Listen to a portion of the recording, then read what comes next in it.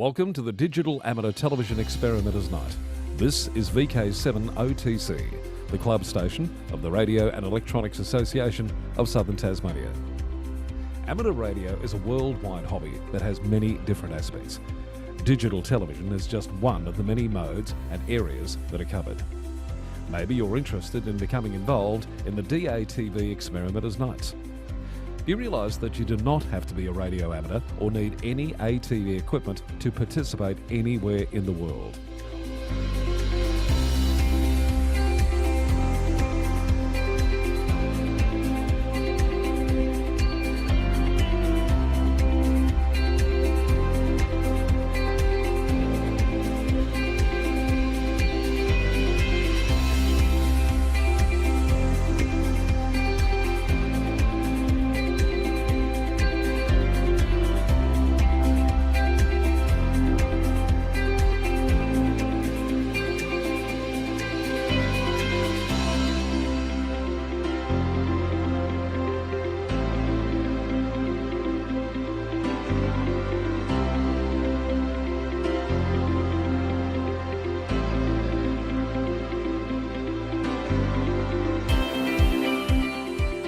Also participate in the night by coming up to the Queen's Domain club rooms. Yes, right on top of the Queen's Domain in the heritage-listed Coast Wireless Station.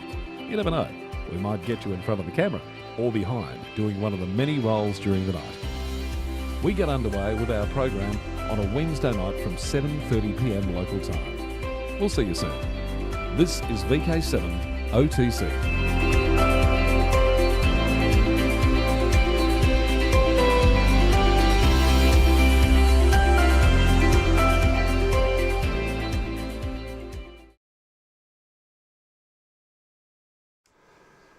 Okay, this is VK7OTC, the club station of the Radio and Electronics Association of Southern Tasmania with our DATV Experimenters Night, and I welcome Rex again.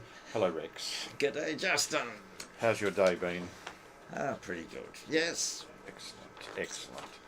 All right, I'll start off wishing to acknowledge Tasmanian Aboriginal people as the traditional owners of the land and pay my respects to elders past, present and emerging, for they hold the memories, the knowledge, the culture and the hopes of Aboriginal Tasmania. Now I've got Rex back in the studio. Last week, Rex told us all about a world first, or we think it's a world first. Yes. Well, until somebody else tells me they've had a contact on lightning scatter. Yes. Using lightning, so this is very impressive. And we're going to add to that because we've now got all the files from Brodie and we've been able to analyse the results, and you might recall that last week Brodie's power was off, so we couldn't get any files from him. Correct. Because the same storm that produced the lightning knocked out half the power in Victoria. So before we get underway with that, I've just got a few things which we had another momentous event happen to the Australian amateur radio community on Monday. Yes. Which was, we became licensed under a class license on Monday. Everything came into to being. So we are now no longer licensed under a apparatus license. Some of us will be for a little while as our apparatus licenses run out. The apparatus license side of it doesn't automatically go away. What effectively is happening is we're both class licensed and we're apparatus licensed in parallel, and then the apparatus license expires and disappears. But you can, if there is 294 days or more left on your license, you can actually get a refund. So you would have got a letter from the ACMA about that. But anyway, enough of that. Well, the important thing is we no longer pay a licence fee. Oh, correct. For the rest of our life, once you have your call sign if you want it for the rest of your life, and you have your licence for the rest of your life. And the ACMA is going to check every so often that you're still about and still want your licence, but that's about it, really. Your licence or what? No, well, they'll check every 5 years as to whether you, number one, are still alive, and number two, still want your license. Your certificate of something. Your recognition certificate. Yeah. Well, and that's the other thing is we no longer have a AOCP or an amateur radio certificate of proficiency. No, that's not. It's not amateur radio. What's the A stand for? AOCP. Anyway. Yeah, we no longer have that. We no longer have that. Well, we can keep them on the wall. Oh no, well and truly, we can still keep them on the wall as a memento. But under the class license, an AOCP becomes a recognition certificate, so you can apply. Amateur Operator Certificate of Proficiency. That's it. Thank you, Rex. Momentary lapse in concentration there. I've had one of those days. So, now we have already confirmed. I have been into the ACMA Assist website, and you can go in there. You can go through a variety of ways of identifying yourself. Can I just say, probably the easiest one is if you have a MyGov ID, you can use that, and it is seamless. So if you have a MyGov ID already set up, you can use that and go straight into the ACMA Assist website. I've already been in and I've already confirmed my call sign up to 2033. So, which you can... so you need to do that, do you? Well,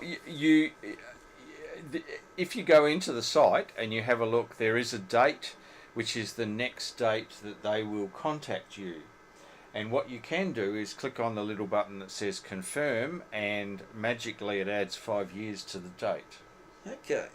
So you can do that if you want to. I've been in there and gone to 2033, so that was pretty cool.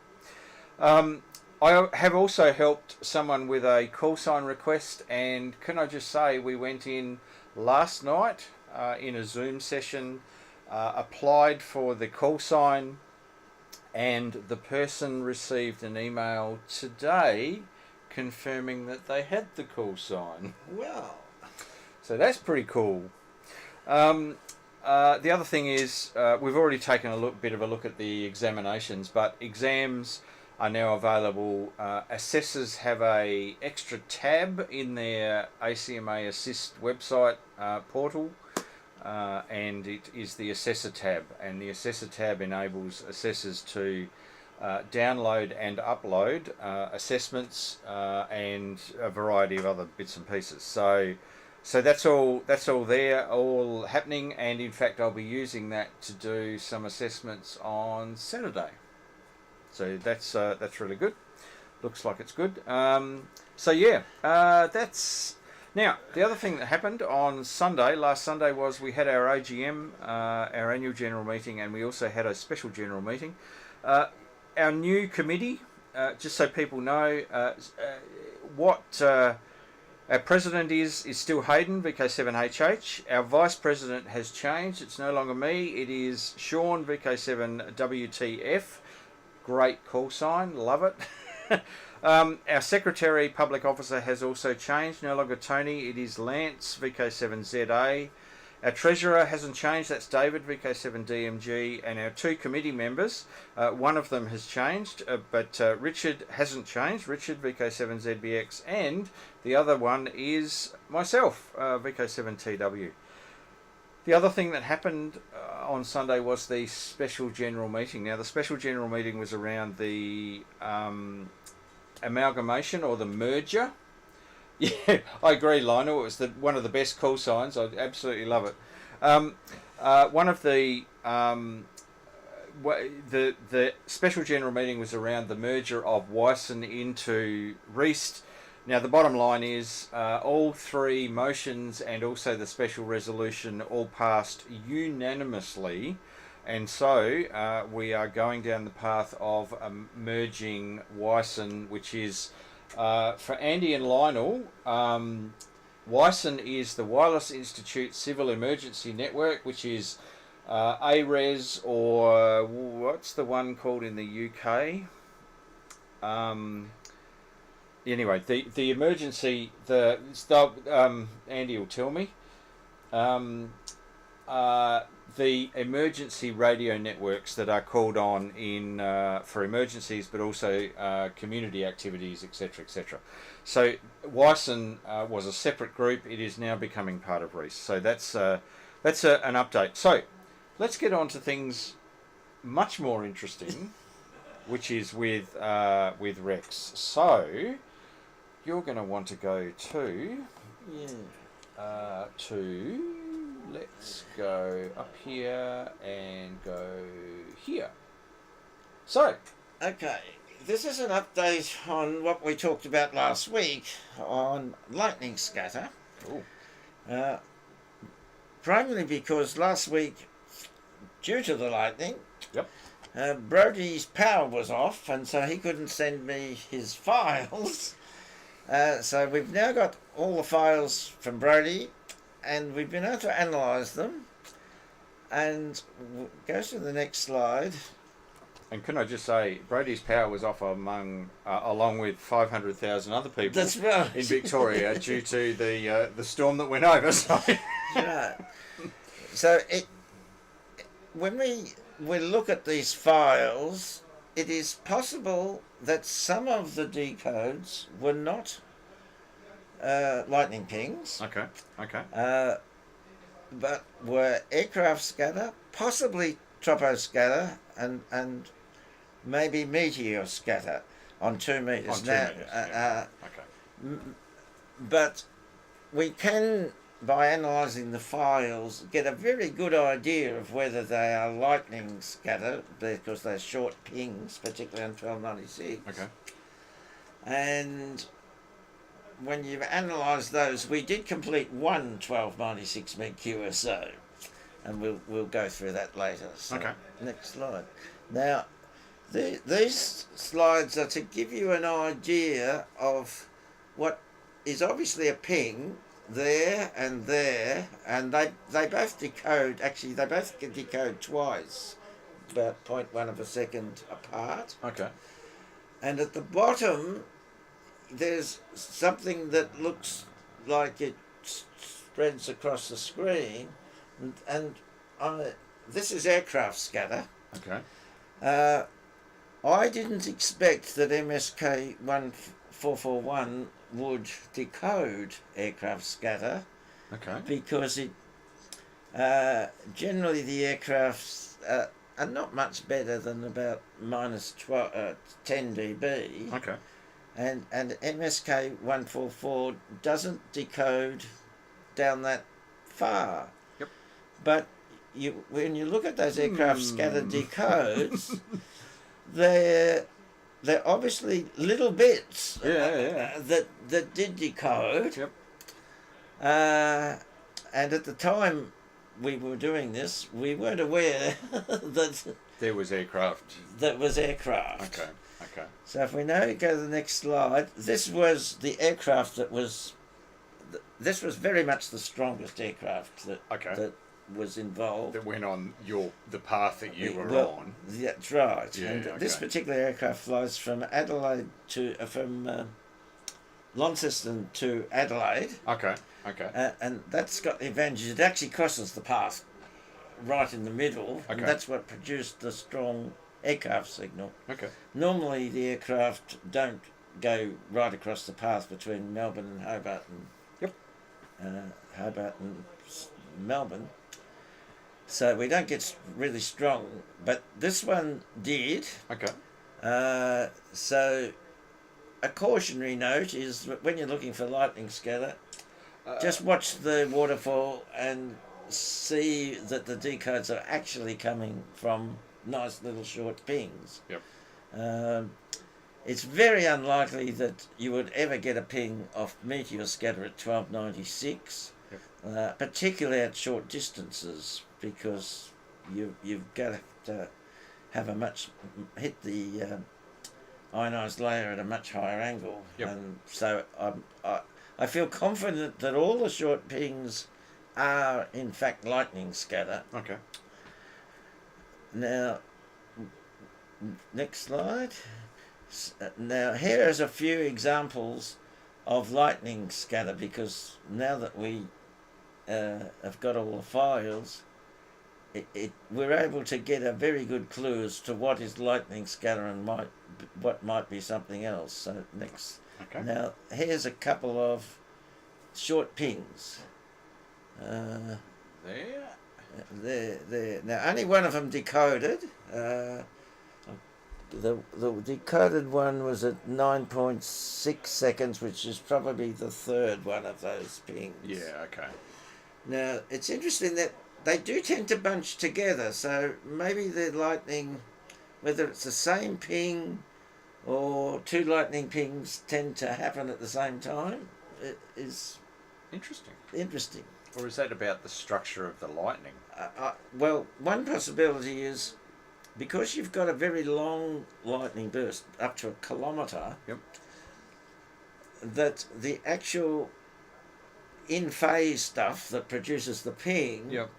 can happen at different times as the lightning Is snaking across the sky or whatever. Yeah. Yeah. Okay. So, next slide. Yep, Here's another fairly weak lightning ping there. Yep. And 2.6 and 3.6. So that's the 3.6. Yeah. At -1 and the 2.6. So these are quite Okay. weak lightning pings. Yep. But the fact that the time is exactly at the same time as it decodes gives you a fair bit of confidence that these are lightning, not something else. Yeah. Okay. Next Okay, slide. Cool. And here's some more lightning pings at the time. That's the 2.2 second. 2.2. There's another one there. That actually, didn't decode, decode, and then there's this one here. Yes. Yeah. Okay. Now, one of the reasons Interesting. that MSK 144 can decode much better than the old FSK 441 is that it can coherently average if the ping is long enough.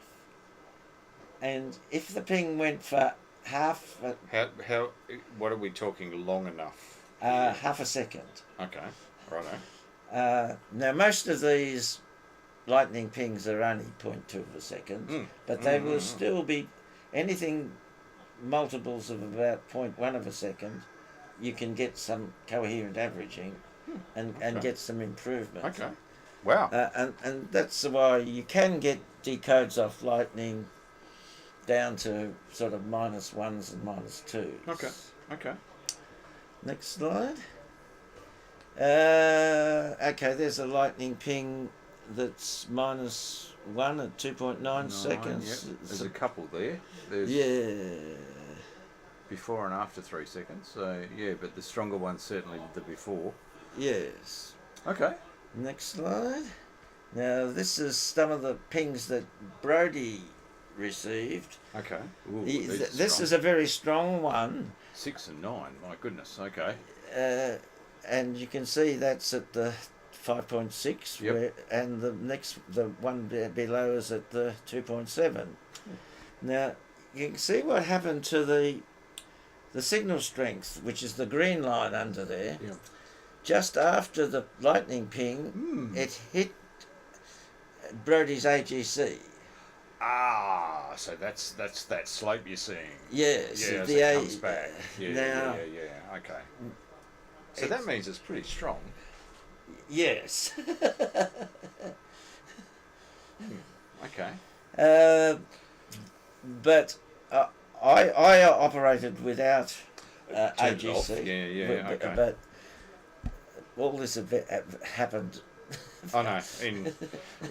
In a very short time. And we didn't have to work. We now have got our procedures a bit better, but cool. We'll be able to. So next slide. And here is another one that Brodie got. Right down here. Yes. 14.5 was at 2, and then there is a 10.7, which is that one, which is a 5, and then a 10.6. That's interesting. Well, It's the same one, and if Okay. sometimes you seem to get two decodes off, Yeah. just 0.1 of a second apart. Okay. All right. Next slide. Oh, this is Now, aircraft scatter. now here's some aircraft scatter examples. If you look at the numbers, these are at 3554, Yep. and then later. Oh no, They're all the same. No, that's 3559, and then. Oh no. They're all the same. They're all the But same. then That's the top two aren't. the top two are 8 and these are 9. Yeah. So they're a minute apart. Yeah. Okay. But both of these are aircraft scatter. Undoubtedly, they just don't look like. Yeah. Okay. And so, to be sure that you've got a lightning scatter QSO, you've got to be sure that some of the pings or some of the decodes are really lightning. Well, you're actually seeing a ping on there. Well, not a ping, a whole band of. Oh, correct. Yeah. An enhanced signal. Rather a big than short. rather than a short ping. So Yeah. I think we can tell the difference between the two. Okay. Cool. Next slide. Cool. Now we go to 2 meters, and we got decodes, and on the surface you would think, for instance, this is at 5.6. There appears to be a lightning ping. Yeah, fairly strong. Yeah. Yeah. Now, what I did is that I then looked at the same file on 1296, and there was no evidence of a ping. And I then suspect that some of these decodes, which we thought are pings on 2 meters, might be meteors, because you Right. do even at short distances. But there's good correlation between 2 and 23. If you were getting it on both, Yeah, you'd. and we didn't. Yeah. We went through all the files, and we found a few where the decode was within 0.2 of a second. Yep. But when you looked at it, one or other obviously wasn't a lightning ping. So Okay. we got no examples of 2. of both bands, and my inclination is therefore that we didn't get any lightning pings on 2 meters. Yeah. Even though we thought we could complete the QSO, but it was probably meteors. Okay. And the other thing that, if you look at this, the Brody's AGC is all over the is all over the place, and whether these are noise bursts or whatever, we don't know. We'll look at that a bit later. Okay. Next slide. Here's another one about 5.1, which looks like it could be a lightning ping, but again, there was nothing common. You can see that these bursts, which the decode, don't go to the top and bottom. Because the signal doesn't cover the full bandwidth of the receiver, Right. whereas the others that go to the top and the bottom Are just bands. are just some sort of noise spikes. Yeah. I think. Next Okay. slide. This one, there's a decode at 13 seconds, but there's nothing there at 13 seconds. So, There's maybe a few dots there, but that's about it. so you can't really. 2 meters is pretty suspect about anything, whether it's a lightning decode. And we've got AGC all over the place here as well. So Yeah. yeah. Okay.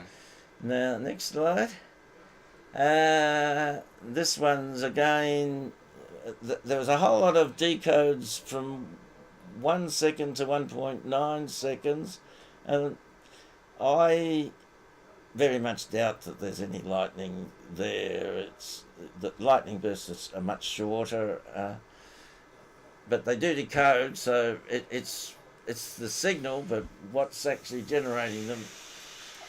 Yeah. What the propagation mode is? It's Now, Next slide. And there's another one. 6. Yeah, 4.7. There's nothing there, but That's it's a full band as well. yeah. Now I only got 2 decodes on 2 meters, which we thought was enough, combined with what Godey got to complete a QSO. But when we look at them, my decodes were 13.4, and there's certainly no evidence of anything there. Yeah, okay. And the other one was at 1.4. Yeah, really? Yeah. And there's no evidence of a signal there. Now, there are little pings that look like they could decode, but they don't. Now, they're very short. They maybe are just noise bursts. Yeah, okay. Next slide. Now, the question is, did we actually complete a 1296 meg QSO? We certainly had plenty of pings that we put there, but every time you got something else interfering, like aircraft scatter, you can't say the complete QSO was on Lightning Scatter. Yep. Now, this QSO appears to be all on Lightning. Okay. And you can see the black is what Brodie received, and he was receiving pings that with just me calling call signs and grids. Okay. I responded obviously to his first one. Yep. With Mine plus 10. plus 10. Yep. Then he came back with plus 1. Yep. Which we got 2 decodes. They're 1 minute apart. Yep. So Okay. and then I came back with I received RRR from Brodie, which is sufficient to complete a QSO. Okay. So we then need to go through all these and convince ourselves that they were actually lightning pings. Right. Now, unfortunately, the first 3, Brodie had not saved the files, turned on save all. So we're sort of guessing, but when you look at the signal strength, they're very strong, those first 3. 10, 15, 16. Oh my God. So I've got not much doubt that they are lightning pings. Okay.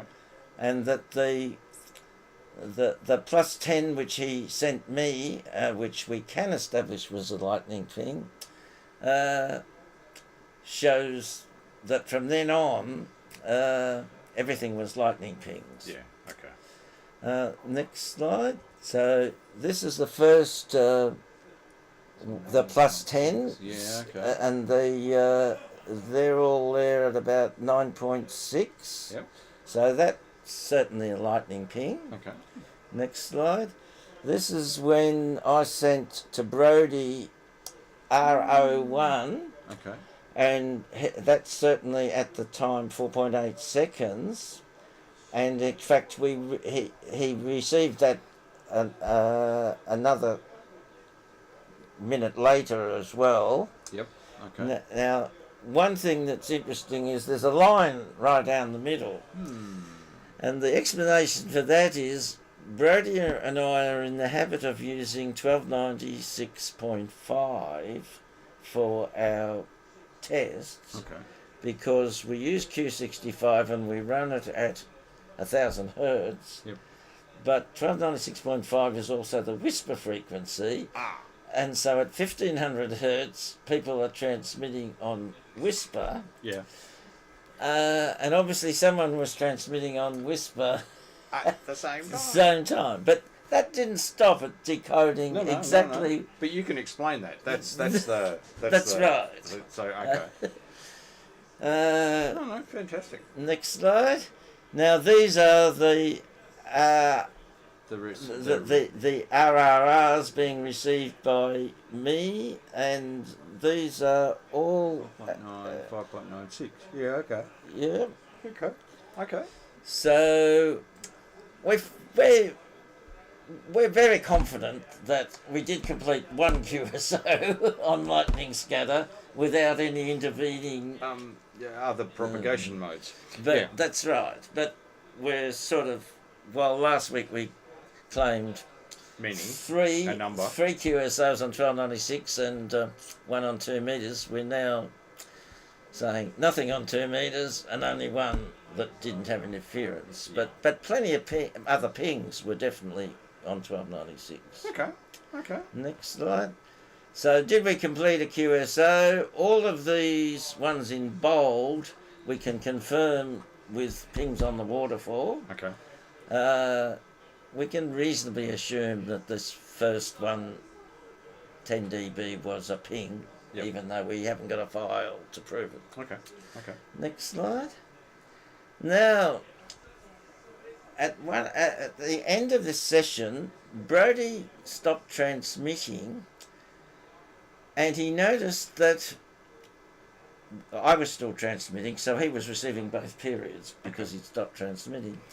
And he noticed that he was getting these very variable signals when I was transmitting, but not in the intervening period when I wasn't.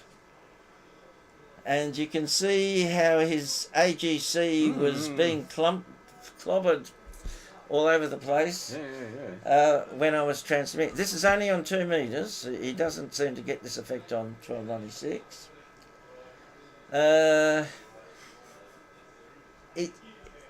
We don't have a good explanation for this, but we can reasonably, I mean, the best guess is it clearly is only happening when I'm transmitting.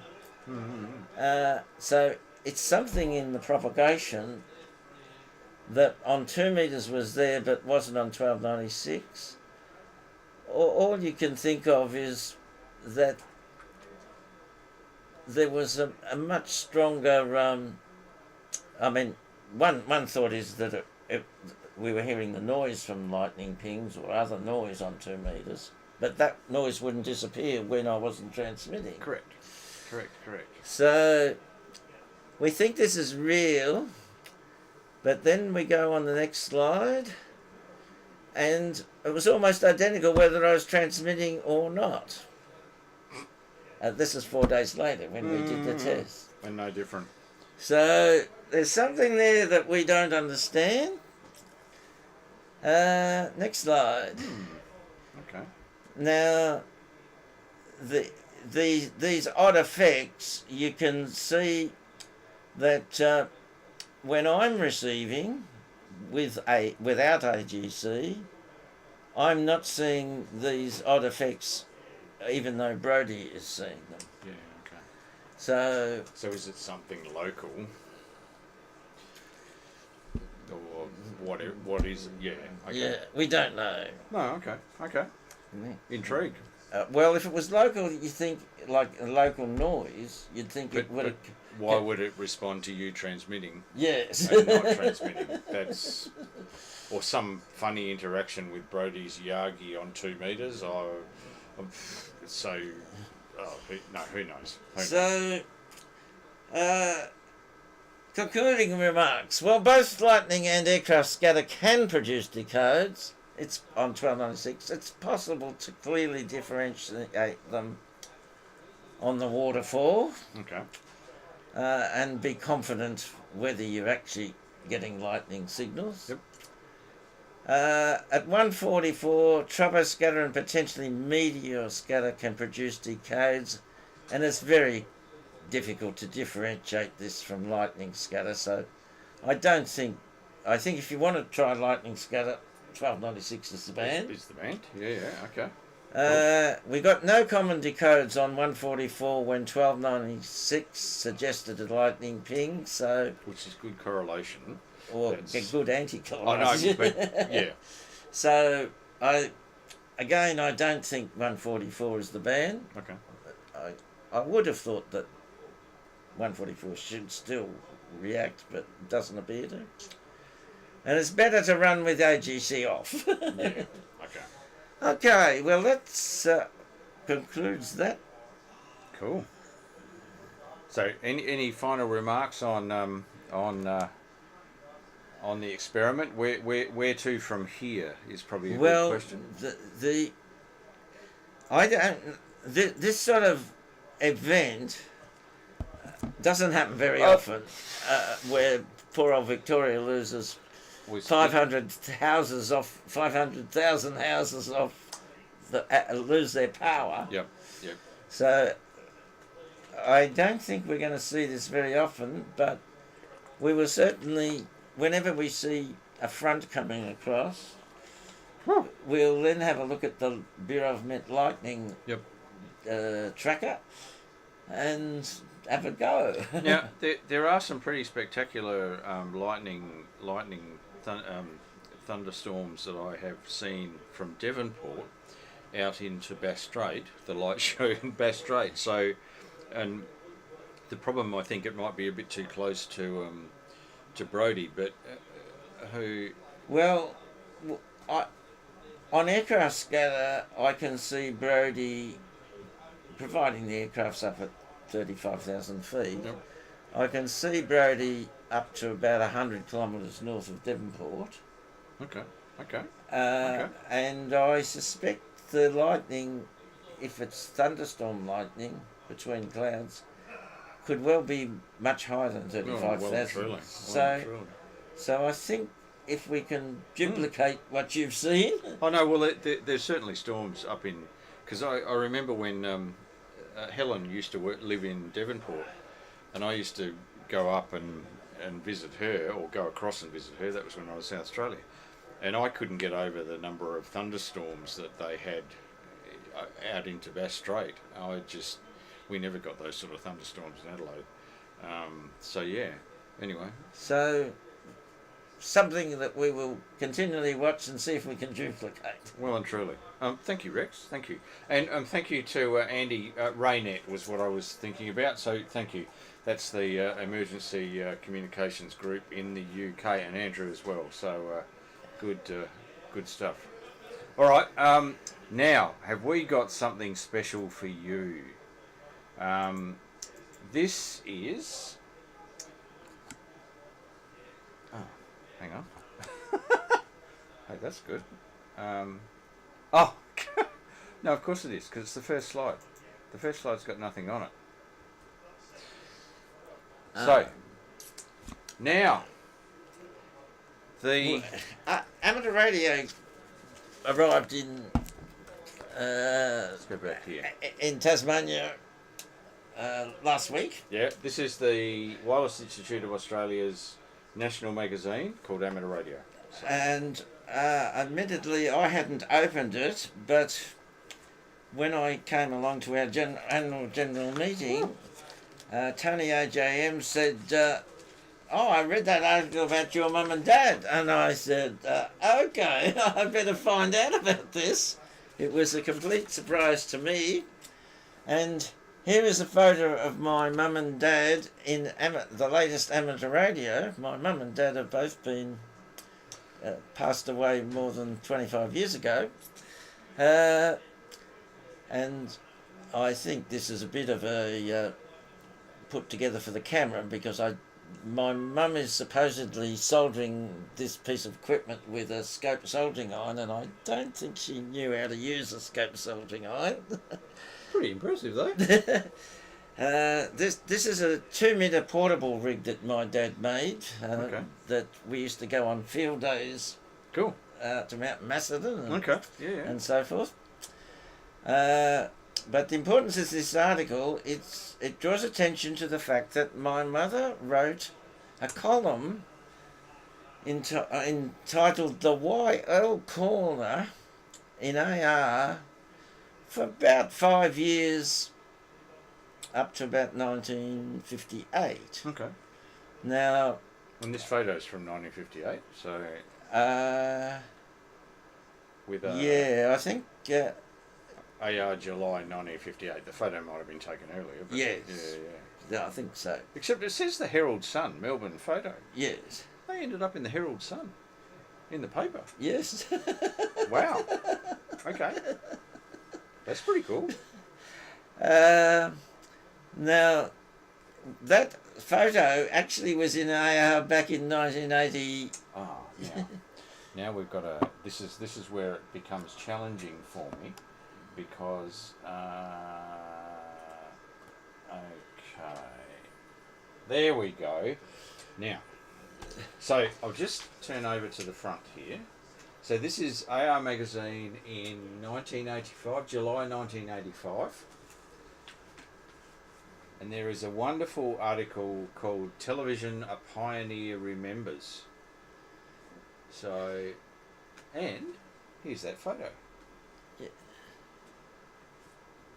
And then there is a photo down here, WIA stand at the All Models exhibition with VK3ZAQ operating his 2-metre station. And then over here is an incredibly impressive display. In the exhibition buildings in Melbourne. Now, the exhibition buildings in Melbourne are still there for Yes. a start. And it was one of the claim to fames of the exhibition buildings was in 1901. It was where the first Australian Parliament was held. Right. Because there is a very famous painting, which I think is probably in the NGV, National Gallery Victoria, of huge painting of that event. But anyway, it's in the exhibition building. So the WIA was able to have a stand at one end of the on the stage, publicising amateur radio. And the bottom picture, this is the stand which was all put together by my dad. He built these little antennas and all this display all these countries on little flags, and put boards together with QSL cards all over them. These are QSL cards. This little matrix pattern is all QSL cards. Yeah. Now these he actually did this for about 4 years, from about 1949 perhaps to 1952. And the WIA had a stand each of these years that was in the exhibition buildings. 1949. Yeah. The equipment used by Len in 1949, which Rex still has some of that equipment. Yes. This is the camera that Rex still has, and he's got the monitor here, which is effectively an oscilloscope. Oscilloscope, yeah. Okay. A crow. Absolutely fascinating. I love it. So I love it. now we'll just go on with a little bit of the story about my mum's column in AR, because Okay. next slide. Now this is one of the articles she wrote. She wrote it for about 4 years, I think. And in those days, AR came out monthly. So it was a fair bit of effort putting a column up. Tell me about it. Yes. And this particular article is what is a harmonic. And while I wasn't aware of this article until about 4 years ago, when Peter Wolfenden, who's the WIA, one of the historian, yeah. VK3RV. He drew attention to a number of these articles my mum had written, and I was able to look back. You can now see early editions of AR on the web. Well and truly. And I found this article, which I'm convinced was partly written by me. Now, the article was written in 1957, and at that stage I would be 15. Okay. And my mum looks at what happens to a harmonic. What is a harmonic? What is a harmonic? Yep. At different ages. And so after she talks about 15, she goes to 18, and all of this must have been extrapolation about what she expected would happen, but most of it, her extrapolation was pretty close. Well, there you go. Now, I'll just go on and just pick a few of the little sentences, the next slide, that... So she first of all described what a harmonic is. It's the son of a ham who for the first few years of his life squeals with the piercing intensity of a solid heterodyne. Well, of course, this was the days of AM, and if you would also have a CW side, and so you did. If you're tuning across the band listening for CW, you heard all these heterodynes. And then so I assume I squealed with as when I was a few months old. And then she says, at 6 he builds his first wireless set, the cabinet from a fruit case. Now, I do remember building this. I mean, it wasn't a wireless set that went. It was just a simulated box with dials and things to look like I had my own wireless set. But the front panel on the fruit case was made of asbestos. And I cut this asbestos to shape. I drilled holes in it for knobs and things and filed it. And now, of course, nobody knew this was 1948, that asbestos was a problem. Asbestos was the wonder material. Yeah, but fortunately, it hasn't hit me yet. Okay. And I've got through to 82, so I think I'm probably going to be okay.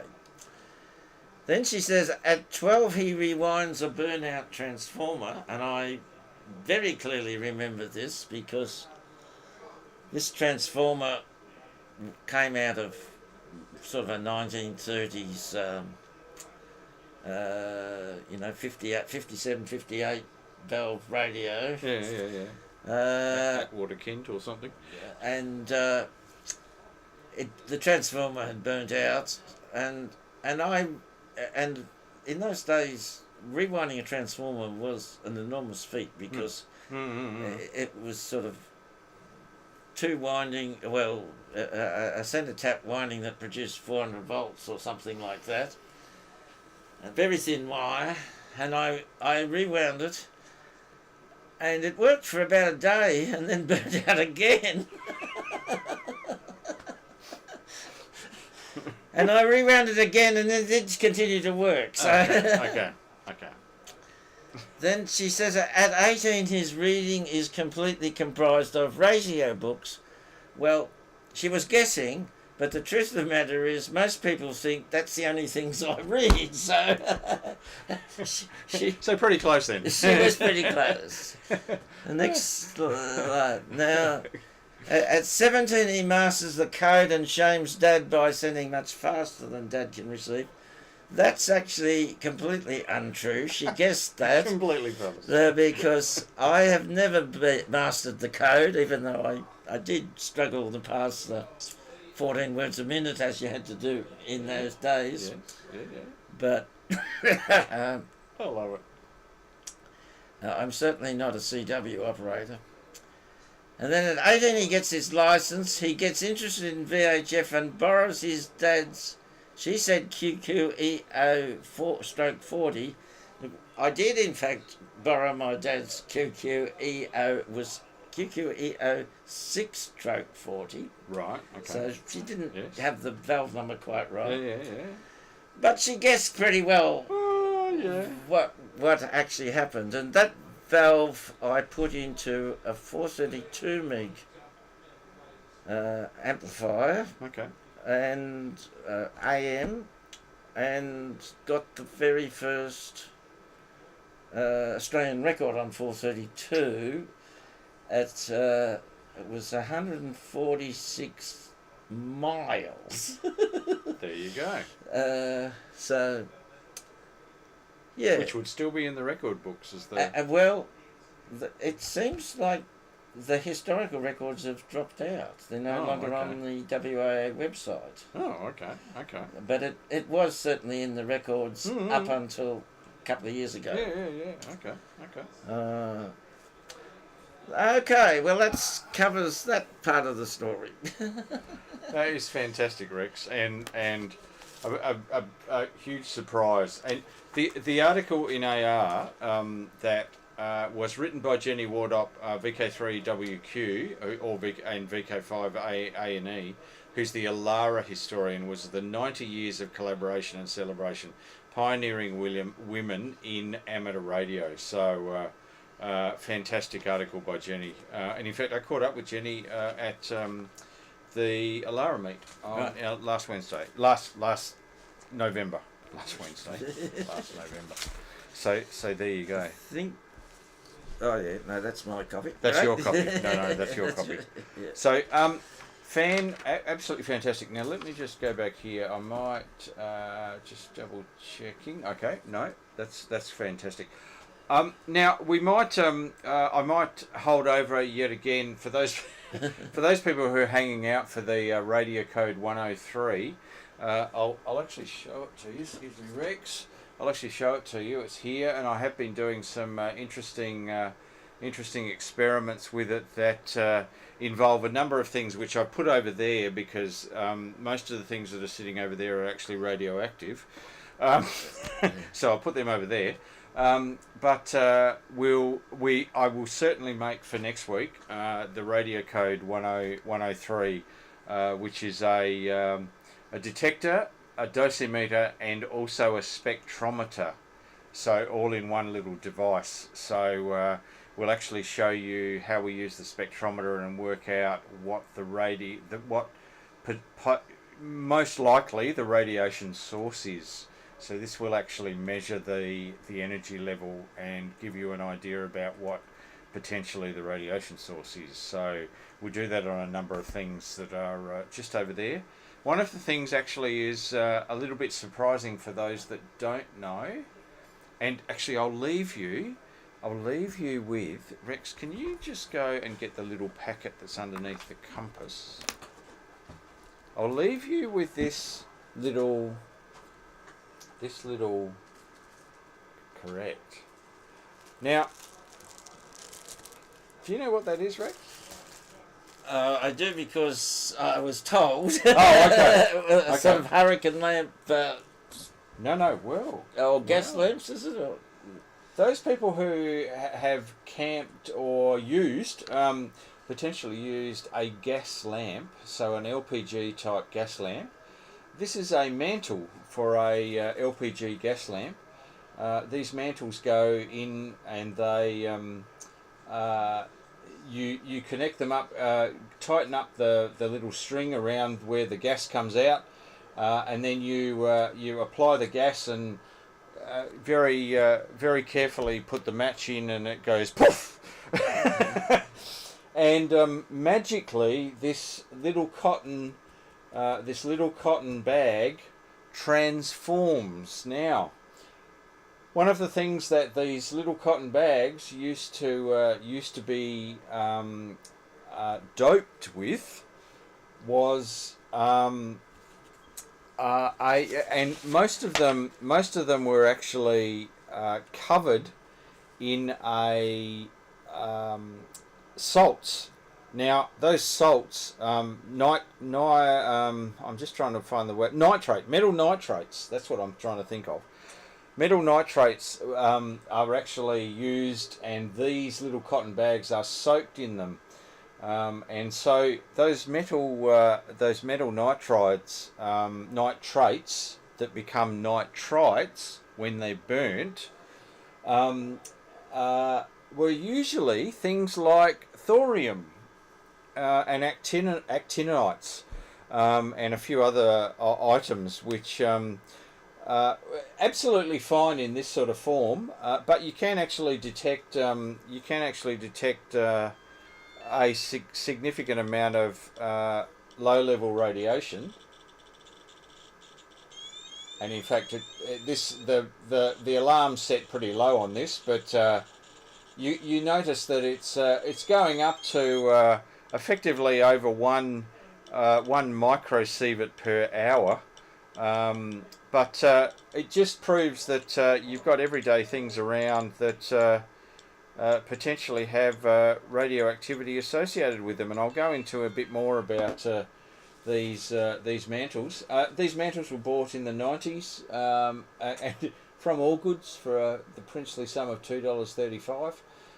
They are still available, and they are still, but they use less radioactive nitrates, metal nitrates these days. But anyway, there you go. Not that much above the background radiation, but there you go. So that's next week. So finish off. We will finish off with space weather, our space weather report, which apologies, I didn't look at before I got here, but we'll look at right now. The space weather. No, I don't want that one. I want the bomb site. There we go. Space weather. We'll just have a bit of a look at the space weather report. And are there any warnings? There are no warnings. No HF comms warnings. No fade out warnings. No aurora. No, absolutely no aurora. Let's just go to the aurora site. Oh no, hang on. Well, there we go. The KP index. Yeah, nothing special. Geophysical. What's the one that? No. What's the one that we use? It's here somewhere. The aurora one. The one that's got the bars. Yeah. Anyway, it's there somewhere. Yeah. But there's no warnings at this point in time. So Rex and Andrew are very disappointed. And Brody. And Brody. Oh, and Brody. Well and truly from Victoria. So there you go. Now, just a reminder, our next presentation night is on the 6th of March. It's Mars Butfield-Addison, who is PhD candidate at UTAS and CSIRO, Space Junk in the role of amateur radio. And then we've got Peter Picorni on April the 3rd, which is the history of UTC and the leap second. And there is a bit of an update that has come from WRC, so World Radio Conference 2023, about leap seconds. So he's updating that's the one that we saw at Gibbs Tech. You remember the very humorous one that Peter Picorni gave about Gibbs Tech? Oh, about time and stuff. Time. So the history of UTC and the reason why we need leap seconds. So he might be able to explain why no longer we having leap seconds. I can guarantee he will. Yeah. And I actually think that might be the WRC 23 update. So, because he said to me, there is a bit of an update I need to do to the presentation following WRC 23. So that's interesting. So to do with leap seconds. Something to do with time. So there you go. So we'll have to wait with bated breath. Okay. So yeah. Anyway, that's our show tonight. Thank you for watching. I hope you've got something out of it. Yep, Sean, uranium was used as well and truly. The metal nitrates, well and truly, I think they used what was on hand at the time. So there you go. And the thing about the thorium and the actinides and uranium, etc., when it's in its metal form and it's given enough energy, namely the gas and the lit gas, it fluoresces. It has luminescence, not fluorescence, luminescence in the visible spectrum, but not in the infrared spectrum. So that's really good. So it doesn't create the heat, but gives you the light. Right. So there are certain advantages to why they did use impregnated. Andrew made a comment there. What? And Andrew and those of us who had Aladdin paraffin lamps too. Yes. Yeah. Okay. I'm not sure that I'd get too much of a signal on the paraffin lamps from the Radiacode, but who knows where the paraffins come from? It may have come from radioactive crude oil or something. I don't know. But anyway, that's enough of that. Thanks for watching. This has been VK7OTC, the club station of the Radio and Electronics Association of Southern Tasmania, with our DATV Experimenters Nights. Good night, Rex. Good night, Justin, and listeners. And we'll see you next time.